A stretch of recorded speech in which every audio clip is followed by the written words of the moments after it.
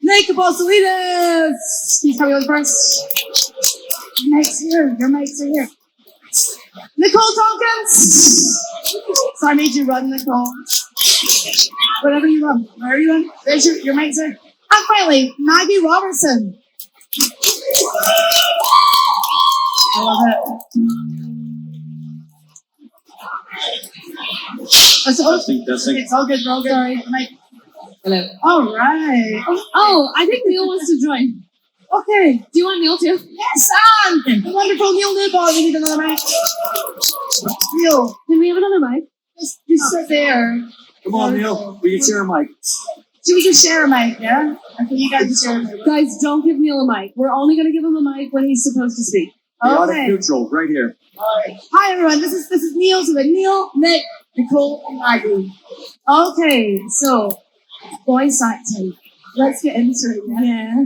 Let's get into it. So I'm going to start down the line. I'll start with Maggie. I just want to ask Maggie, like, what is it like being at Insomnia at events like this? Because your line has been busy pretty much all weekend. Clutches stuffed animal.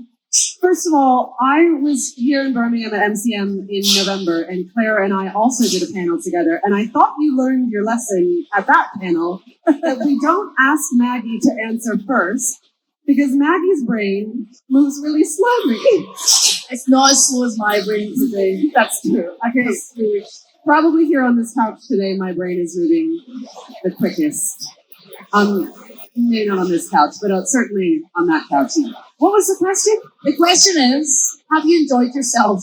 Oh, yes. There you go. We got it. That's it. Ba-da-ba-ba-da-ba. Yes, It's I'm been a done. really long panel, you guys.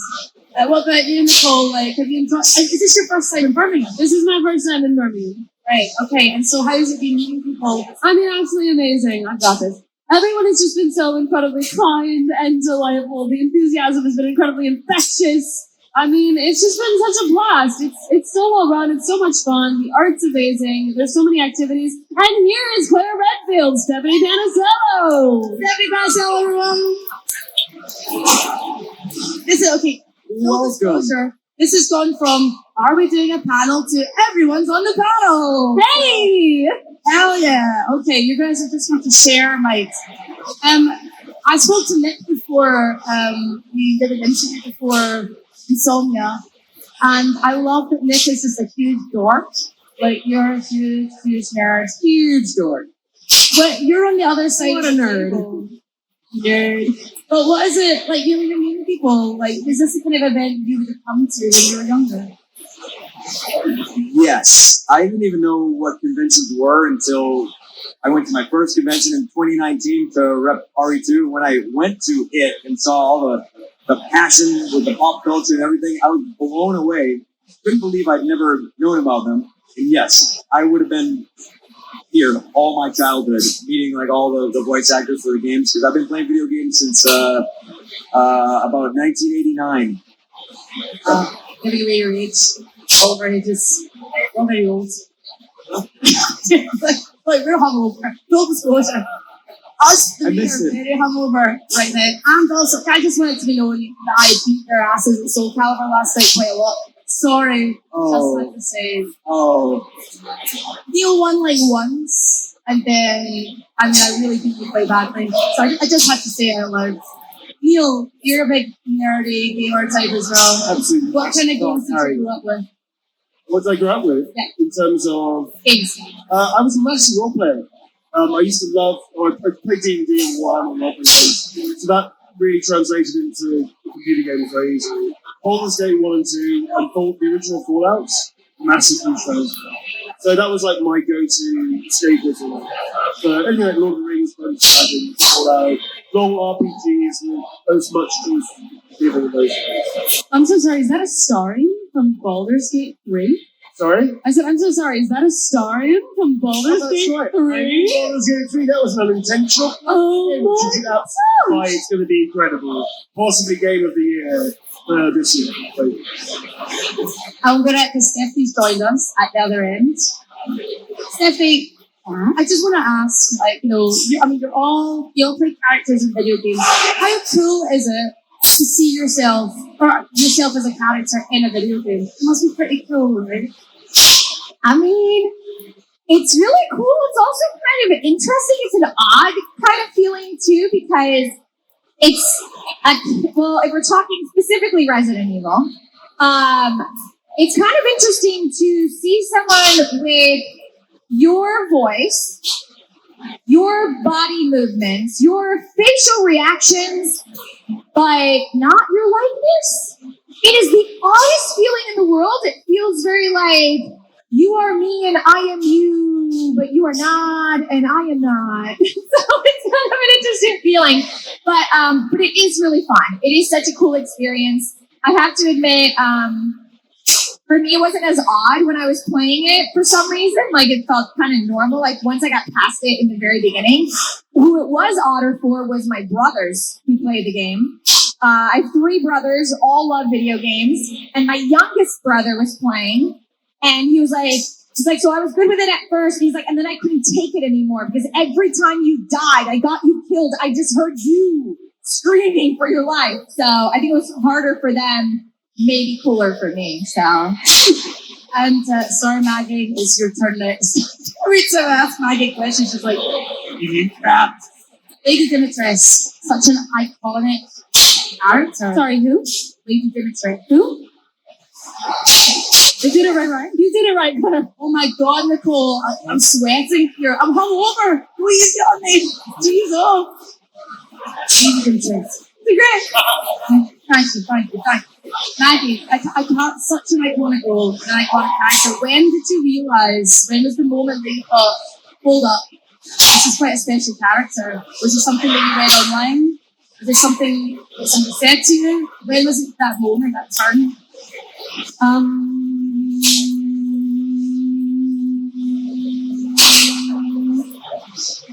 Great question, Claire. I'm so glad you asked me this.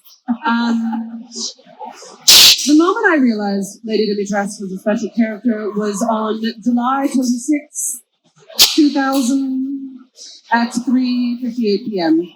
I had a lot of fun with her. And I think you have your special time with the character. So there's the time that I realized that she's special, and that was probably upon first seeing the character design that Capcom created, because she's just so distinctive, and the way that they designed the character is so interesting, because before she even opens her mouth, she just is oozing character. Visually, she's just so expressive, I feel. So I had a lot of fun interpreting her and playing her, obviously, and then, of course, to see her become the iconic figure that she is today, and to see her go viral on the internet was really interesting, because we were all still under NDA, so I was just watching the internet go up in flames over this character that I play, and wasn't able to talk to anybody about it. So that was super fun. I talked to Nikki, because we were NDA buddies. So we sent a lot of pictures back and forth. We sent a lot of pictures back and I was forth. like, look at this tweet. Look at this thirsty tweet. Back and forth with Steve Kneebly, our cinematics director. He was like, don't look at Rule 34. You're like on it. And I was like, cool. Too late. But yeah, I don't know if there was a specific moment. I think she's always really jumped off the page and been iconic, both in how Capcom designed her and how Anthony Johnston, who was the writer of Lady D, wrote her lines. So they really handed me so much gold and so much acting fodder to play with that the second I met her, so to speak, I knew she was really special, and I just had an absolute blast playing her. Zombie! I feel like we should have a round of applause every time we... I know, it sounds like they're doing really well. They're doing very well, you guys. They're doing very well.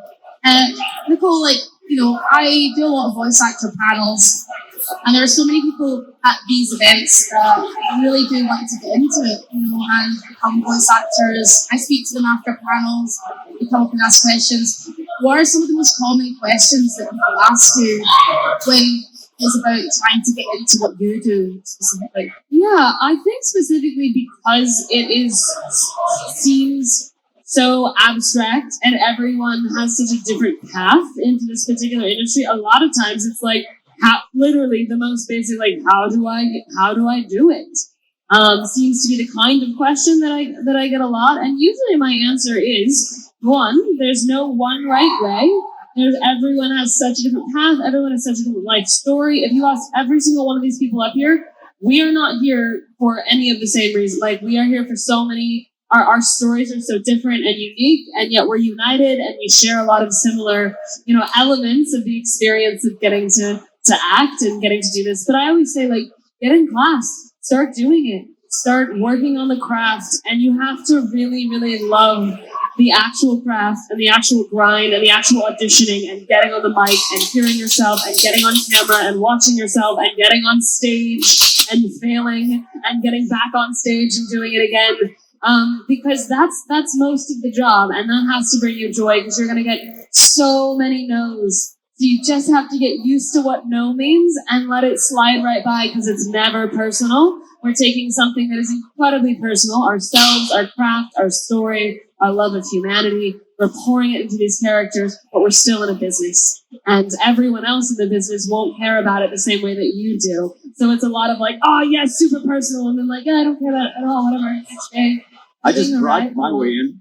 Yeah. Trying to win. There you go. So easy. Nick, in terms of like, I think you made a really good point about you get rejected a lot in this industry. I don't think people take that into account, but it's not personal. There is a lot of rejection. You see people kind of like at their tables and up here and talking about what they do, but there's so many things and hurdles you have to go through to get that point. I wanted to ask Nick, how do you deal with that sort of rejection, I guess? I kind of like, just again, it's not personal, you just have to like shove it to the back of your brain, but does it get to you sometimes? That is a good question. Very valid. We have all dealt with that. Just no. Or silence. You never. Often it's more often silence. I was going to say it's silence is what you get. So you don't even get acknowledged. No. So you have to be good at just being like, oh, I did it, forget it. It never happened. Until you maybe hear back.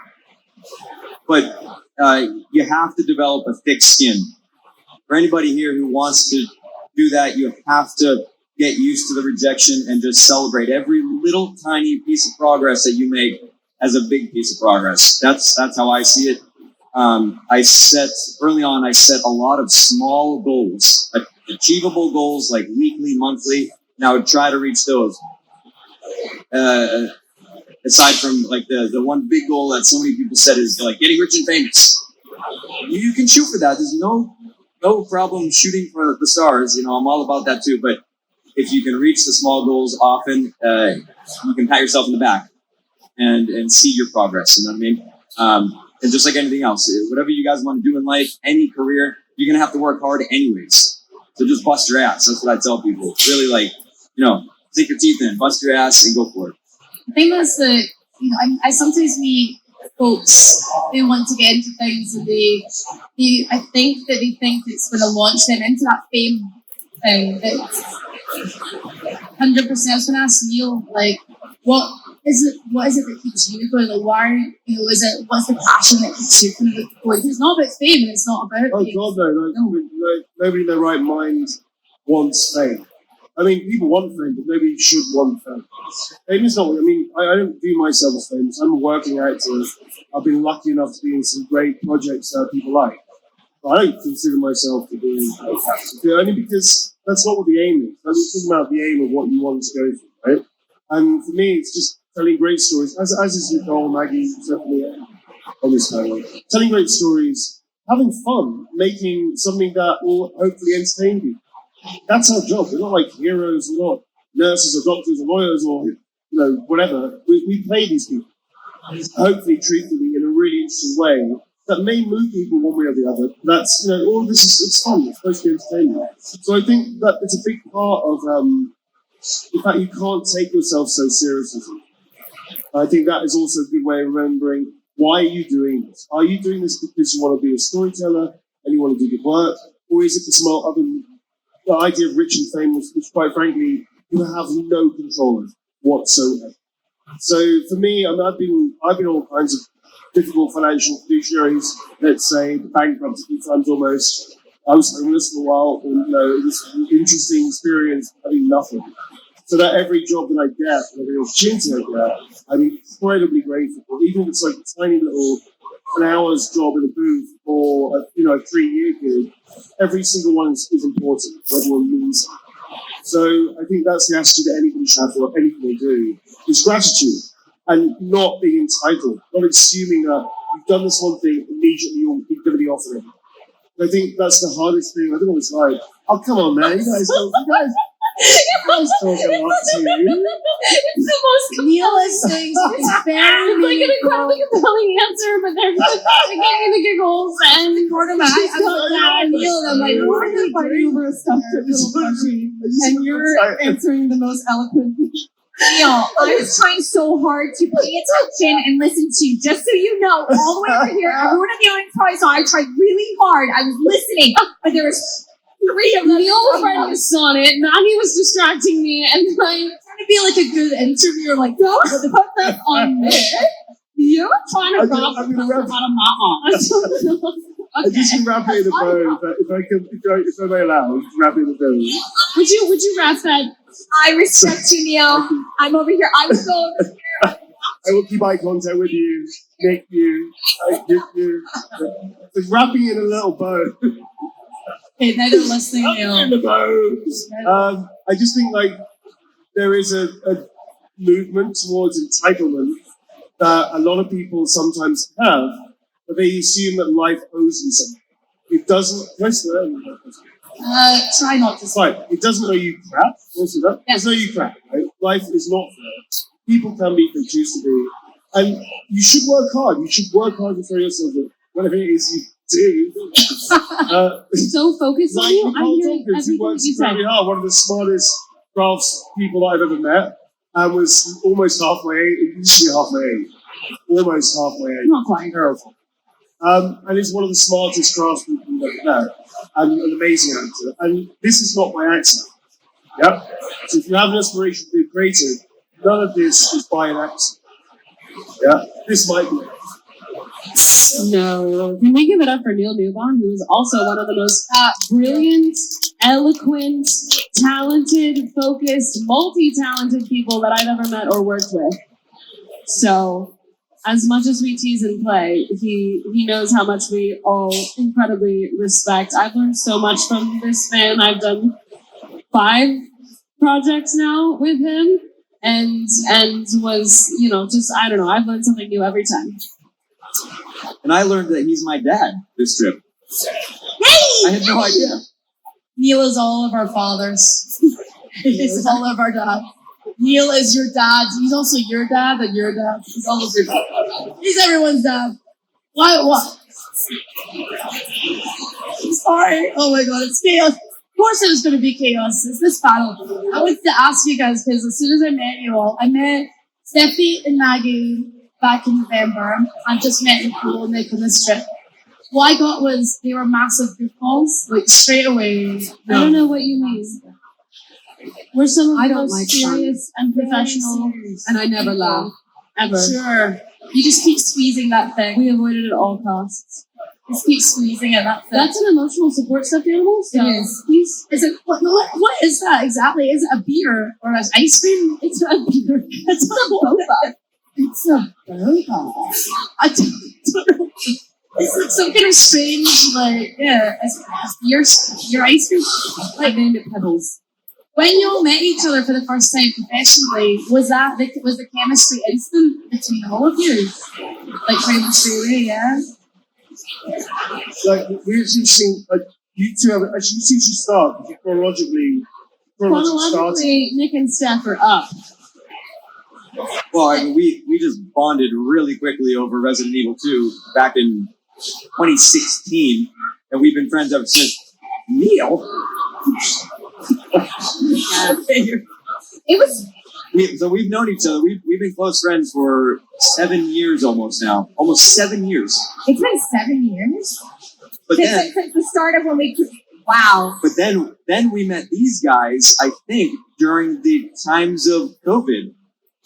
Yeah, well, it's funny because it took us 3 years for the creation of our game. So it's funny because Nick and I, when we were first on set, we would have like moments together, but we'd be split up a lot. So I feel like our relationship bond was built after we finished the recording, and we were in our waiting stages. That's when like our friendship started to because it's similar, like where you were in NDA. So we just we're both like, okay. Like, what about this? What about that? What about that? But I remember in our session when we were talking with all the developers, and you and I realized how we both loved Resident Evil when they sat us down. It was like, what would you want to do with this? And what would you want to do with that? Yeah, but shout out real quick to the pandemic and Silver Linings, because these guys had just done Resident Evil 3, came out, and because everyone was isolated, we're doing Zoom calls with family and friends. We did, I think it was maybe a charity stream or a big stream to connect with the community, like people like you. And we all met each other online, and we've been friends ever since then.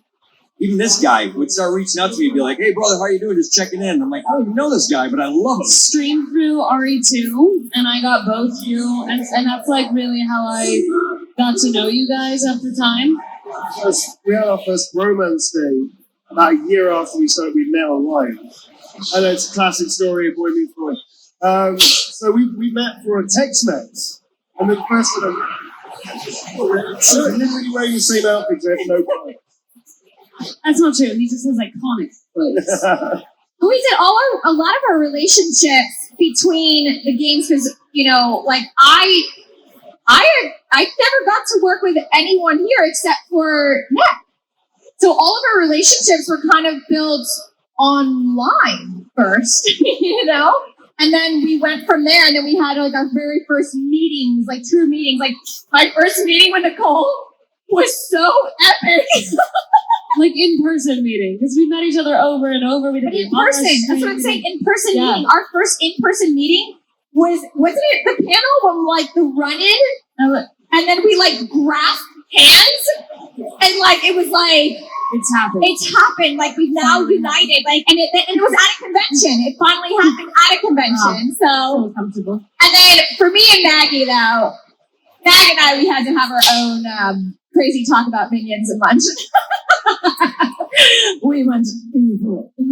And Neil probably has a different memory of me meeting him, but my first really impactful memory of Neil was at the callback for Jill.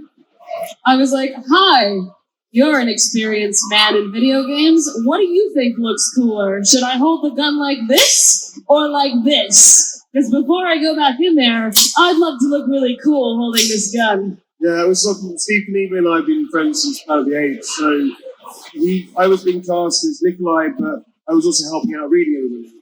And it was you and Jeff Shine actually was there that day. And both you and Jeff. Jeff Shine! Jeff Shine's amazing. You know who he is? You should check out Jeff. His voice is incredible. It's really amazing. But he and you were the standouts, immediately. Both Steve was these two immediately. It's just, you say, what do you think of those two? Absolutely. Those are your casts. And it was great. With some really talented actors there as well, going for both roles. But I think both of you were pretty much yes, that's who you are. Especially because you just need to make sure you can hold a gun for that. Something like that. I have a gun, You have a gun. So, yeah, we were lucky. We met in the car park, me, myself, and Jeff. Jeff and I both started saying, we want to hold a gun like this. It was oh, it was so great. You weren't mansplaining, we were definitely you ask an experience, you would ask a guy who has experience with a gun how to hold a gun, that they will launch into a monologue. We're happy to help. Yeah, they're immediately I've just been waiting for you to ask. Absolutely, it's good. So, Nicole, what is the coolest way to hold a gun? Like this, you just So that way you put your thumbs, because, you gotta actually make it look like it's gonna be effort. Okay. It's gonna have a kickback. Okay. And so you just wanna make sure that it looks good. You're gonna make me do it. Huh? I'm a lady, and I get extremely excited to show people how to hold a gun. All right. Yes. If you come to me, you know I will give you a one-on-one and be like, here's how you do it. You may never have to do this, but I'm going to show you. And that might be the masculine energy in me. I don't know. Oh, no. I mean, anyone that knows... Oh, my God. Oh, Yes. I Neil, will you show me how to hold this gun? Alright, let's go. I want to see it. Bet you didn't know you were going to get this out of your panel today. I love it. I love it. Alright. Please, so people can hear. Okay, this is a mime. This is a mime. This is miming. Miming is the act of miming. Miming does not include words. Mining or mining for good mimes. Mining is the act of showing meaning only through the use of your body. And here we have a perfect example of a mime, of an example of how to learn how to use a gun. The instructor over here is instructing his protege on how to carry the weapon, on the proper stance for the weapon. That's it. Excellent. That is the proper stance. Round of applause, please. I love that. I love it. How do you, is that your gun? Oh, it's your gun, of course. I was like, why do you have a gun? Of course. That's how you shoot a gun, buddy. Thank you very much. Thank you. Nice, mate. We're going to hand over to fan questions in a second. I've got one last question to ask Nick. How has the Resi 4 remake been on? Like, how has it been received? What's been said? What people been saying to you? Reviews are off the charts, and I think they are. Go! I think they are deserved because, coming from a fan perspective, I have played it with my little brother and my family, and it is a phenomenal game. And I'm just really happy. I mean, it's probably everyone knows is that the original is my favorite game of all time since 2005. And so just to be a part of the reimagining of this, it's pretty wild and insane. And so I'm just happy to be here. And it's a good time in life for me. Round of applause. There's no one more deserving than Nick. He's just the first ever. Oh, okay. Who's got a question? Hand straight up. All right. Yes. Hold on. I'm done. Moment's over. Bye. Yeah. Okay. All right. Okay. I'm She's moving. saying how sweet Nick is and how much she loves him. Oh, very sweet. I'm going to go over here first. And then I'll come to you. Hello, my dear. What's your name and what's your question? Nice and loud. My name's Emmy, and you don't have? Can we have more volume, please? Thank you. Hello. Oh, Hi, my name's Emmy, and my question is, if you could pick one song that describes your character, what song would it be? one song that describes your character. What would it be? So let's start with Super easy. Not Maggie. Let's start with teacher. Okay, Neil, you can go first. Thank you. You have to sing it, that's the rule. Oh, shit. And you sing it in character. Where it starts. I can do the lyrics. Is okay if I do that? Yes, you All can right, do so I the won't lyrics. remember that. Wow. Okay. All right, We're going deep sing here. This is the Heisenberg. Right? Okay. Camera. You ready? Okay, Stephanie, what's yours? Wait. Don't ask me yet. Thank you. Okay, I've got it. I'm just going really cheeky and cute. Hers is gonna be, I will survive. I will survive. Na, na, na, na, na, na, na, na. Hell She's yeah. just gonna make it. Okay. I got it. You got it? Thank you. Cheesy. All right. Drive on up and let's cruise for a while. Leave your troubles far behind. You can have that auto clean Corvette to get you there right on time. Heavy metal. Yes, round of applause. Well done.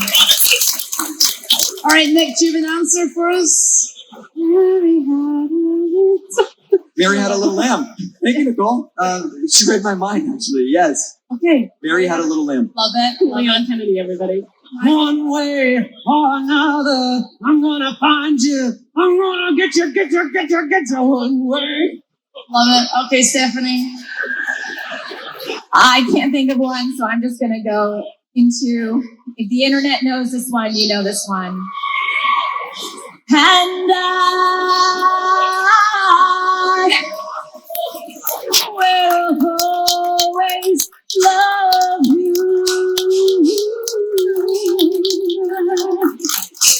Love it. Round of applause. I love that. Okay, next question. Did you have a question? Hello, my friend. Sorry. I'm so sorry. What's your name and what's your question? Nice one. I'm Andrew. My question is, what's each character's favourite line? What are your favourite lines? Each of your characters' favourite lines. Thank you, Andrew. I'm not allowed to see it at this show because it has children. Can you say like the bleeped out version? Because I think that'd be even funnier. Bleeped out version? Yeah. Can someone else bleep for me? Yeah, we got you. Okay.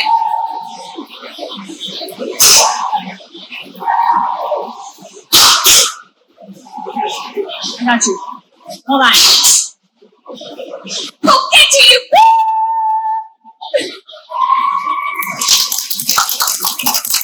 And Maggie, you're up. Listen, we all know that this question is just an excuse to hear our favorite lines, so I'm going to give the people what they want. You stupid man thing! Nicole.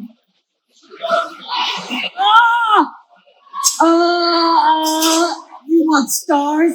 I'll give you stars. Thanks, Meg. Hey, kiss me. All right, Nick. How are you? Mary had a little lamb.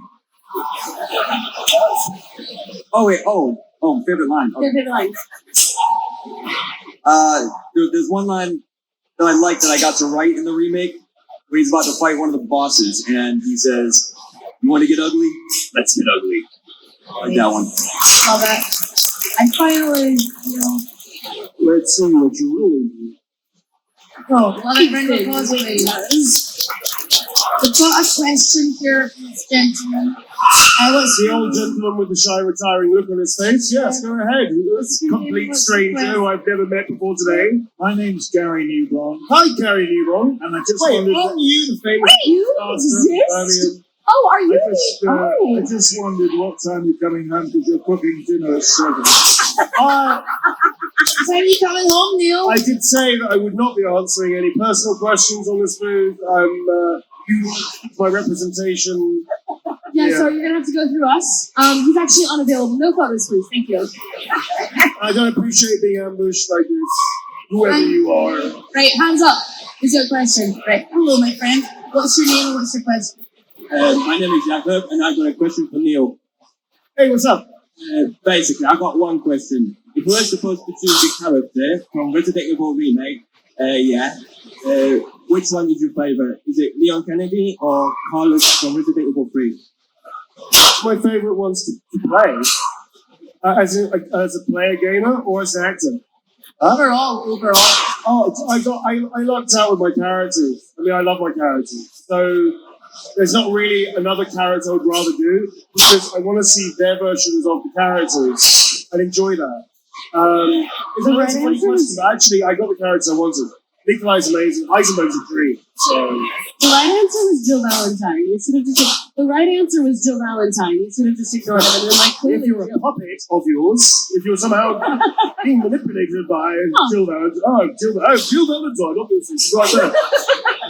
Thanks for your question. Hands up. Whoa, you look amazing. I'm going to come over here. Hello, what's your name and what's your question? Adam, I say, you guys are amazing. Appreciate all your work. The answer to the question is, how did you guys interpret the original? Did you guys go back to the original source material with like Resident Evil? Did you kind of think spins like he was like saying, going to the voice actors and saying like, how would you go with this?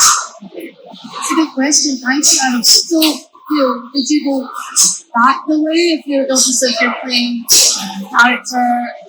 So how did you go back and interpret that? Was the process different? Yeah.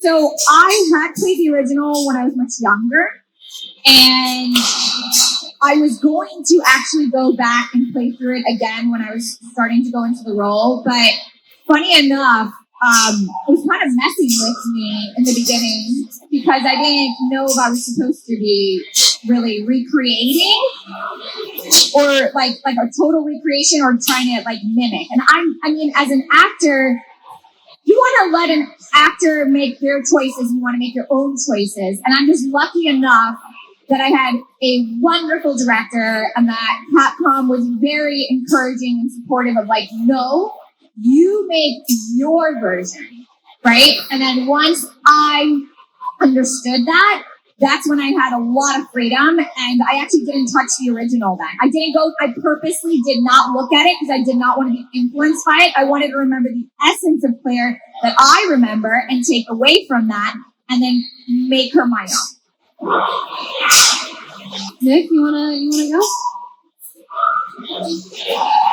For me, it was a little bit more difficult because I was such a fan of Leon all my life, and he had been portrayed by maybe 4 amazing actors before me, and I was intimately familiar with every one of their performances, and so for me, I had to forget everything to not be so influenced. And like Steph said, and I'm sure that Nicole got the same message from Capcom, is the freedom to just use your essence. They kept saying that to us. They said, let your personality shine through. Of course, there are guidelines for the characters. That's true to canon. A little bit, they're rough. But yes, bring your essence, bring your personality. Here's our new character. And the good news is we have scripts, and the scripts are true to who these characters are in the way that Capcom wanted them represented. And we wouldn't have gotten the roles if what we had not done in the audition wasn't kind of along the lines of where they were headed. So we kind of went in going like, you know what, here's my best shot at this thing that's on this page. And then we just trusted the amazing teams around us to have that feel authentic to the games and respectful to the fans and all of the amazing legacy and performers that came before. And I don't know, the love of these characters, really. Thank you. That's a good question. Thanks, Rich. We'll go over this side. Then we've got a question here. We'll go back there. We'll come back to you. Oh, sorry, I'm not moving fast enough. Sorry. Okay, right, let's go. What's your name and what's your question? Nice and loud. My name's Harry, and what's your favourite moment from any of the games? What's your favourite moments from any of the games? Thank you. Who wants to start? Throwing the table! Love that one for you. Watching her throw the table! Anyone else? Nick? Favorite moment from any of the games? In Resident Evil 2, I really like the scene with Kendo, the emotional scene in the courtyard where he has to eventually kill his daughter. That was one of the most powerful Resident Evil scenes I've ever seen. It shook me, and I said, wow, this is real. That was one of my favorite scenes. Stephanie? Does it have to be that I was in, or can I just talk about Resident Evil in general? Anything. Because I love streaming, and like one of the games that I just recently played was Village, and I absolutely adored it. I would say probably one of my favorite moments within that game, and I love all your characters. Oh wow, she's about to go. No. I was gonna say, but it's more the emotional scenes with Ethan that I really loved, and so I actually really loved, and I guess it's more DLC, but when we get to see the, oh man, this is a spoiler for some of you. I am so sorry. Don't hate me. But Rose and Ethan, and when that connection got to happen, like that was really beautiful. Like it makes you feel things. So for me, just as a fan, that was great. I loved all that. So What about Neil? Like, you don't answer. Actually, one of my favourite moments was working with so many of the actors by also filling in a lot of background characters like the zombies. I actually did Kendo's scene for RE3. I was just about to say, we did weirdly the scene right before he goes and kills her. Yeah, so we which did is that wild. scene, which is amazing. So I got to do the body double because the voice actor wasn't going to be flown out for an hour's work in Japan. So I ended up body doubling and setting the scene with Nicole, and then the voice actor then covered it afterwards. So that was a real gift to be able to play all these multiple different characters, all these mini characters. I played zombie Brad, Yep. Zombie Brad. You also played the zombie that kills Brad. I also play the zombie that kills Brad, which is a bit of a trip when you think about it. So yeah, That one. Brad. So I'm very lucky that because I started a long time ago in mocap performance coaching, I get to work with all the actors in different capacities and consulting on them now. I direct as well. So I'm very lucky that I get to see them shine and also work with them in unusual ways, as well as just being a scene partner. So Thank you for your question. yeah, that's kind of thank you. That's kind of my favorite Question. aspect. I keep looking at you, and we need to go over. Sorry, can I squeeze past? Thank you. Hello, what's your name and what's your question? Nice and loud into the mic. Hi, I'm Lawson. My question is, I'm an early career theatre actor, and I was wondering, in terms of getting into voice acting, obviously with theatre acting, the thing they told me all the while in school was all about connections and getting out to like events and things like that. What sort of things would you guys recommend to go to or people to meet to get into voice acting? That's a good question. Where was the start? I feel like this is a good question for the Brits. I was just about to say, because all of us are Americans, so I think that's going to be a new question. We should definitely open the question up because they're amazing and they've done loads of work. I can't swear again. Sorry. Loads of work. So absolutely but specifically for UK, have you started actually working? Have you managed to land it? You have? I first had a few weeks ago. That's great. Have you done any voice work for games? Cool. So get a games reel together. Well, first thing is keep your craft up. It is about connections, but it's also about connections in the craft. You know what I mean? You've got to connect to the text. So make sure your acting craft continually trains and improves and develops and evolves. Beyond that, when you can apply, you should research indie games that have voice work in the games. Play the games, or at least understand which games they are, and just write them. They have a LinkedIn page with your work. Games are a whole different beast to film and TV. You can approach. I've literally connected to people that are the equivalent of Spielberg games. I just write them an email saying, "Hey, I don't mind, but this is my work. I want to work with you." Getting an email response saying, "Thanks, I'll take a look." And you're like, "Wow, okay." So it happens. It's possible. People are okay with it. So it's a slightly different industry. Beyond that, if you get some indie work, if you apply to some indie games and try to get on the books, make sure you also research what you should get paid for. Because obviously there is an industry minimum that you should get paid per hour. But if you're lucky enough to do that, then maybe have a look at BAFTA. It's BAFTA is an amazing charity. It is a charity, actually. It's a charity institution. They really champion games. They have done for years. It may not be that well known outside the industry for enough. There's a thing called BAFTA Connect. And if you have a couple of games, like just even indie projects, it's enough for you to be able to join BAFTA Connect. And there you'll meet loads of developers, animators, voice actors, directors, loads of people. And they'll also do workshops and stuff to help you in your career. It's a really valid way of getting involved. The first step, make sure your acting craft evolves. That you develop it, accent work. Not just enough to do accents. You've got to develop connections with character. Understand character, yeah? But then start reaching out to indie companies and offering stuff out. Good luck. I was going to say real quick too.